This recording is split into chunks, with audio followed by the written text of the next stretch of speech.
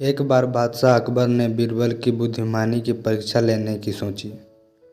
उन्होंने बीरबल को दरबार में बुलाया और कहा, बीरबल, मैं चाहता हूँ कि तुम पूरे राज्य में सबसे छोटा चोर खोजकर लाओ, लेकिन याद रहे किसी को पकड़ना नहीं है। इसका हल बुद्धिमानी से निकालना है। तुम्हारे पास 7 दिन है।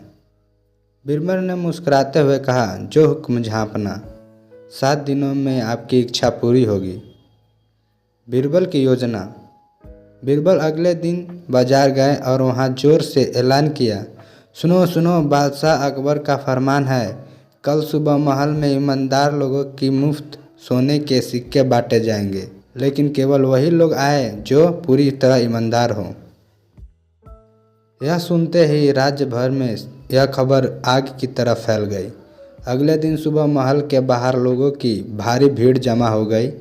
बीरबल ने हर व्यक्ति को एक कागज का टुकड़ा दिया और कहा, इसे आज रात अपने तकिए के नीचे रखो। अगर तुम ईमानदार हो तो सुबह तक यह कागज सोने में बदल जाएगा। अगले दिन का कमाल। सुबह महल के बाहर भीड़ फिर से जुटी। कुछ लोग खुश और उत्सुक थे, जबकि कुछ के चेहरे पर चिंता और घबराहट साफ झलक रही थी। बीरबल ने मुस्कुराते हुए पूछा, तो बताओ किसका कागज सोने में बदला? सबने शर्म से सिर झुका लिया और कहा, हमारा कागज ऐसा ही है। लेकिन तभी एक आदमी घबराते हुए सामने आया और बोला, बीरबल जी, मुझसे गलती हो गई। मैंने रात को चुपके से कागज को देखा क्योंकि मुझे यकीन नहीं था। मैं चोर हूँ, मुझे माफ़ कर दीजिए।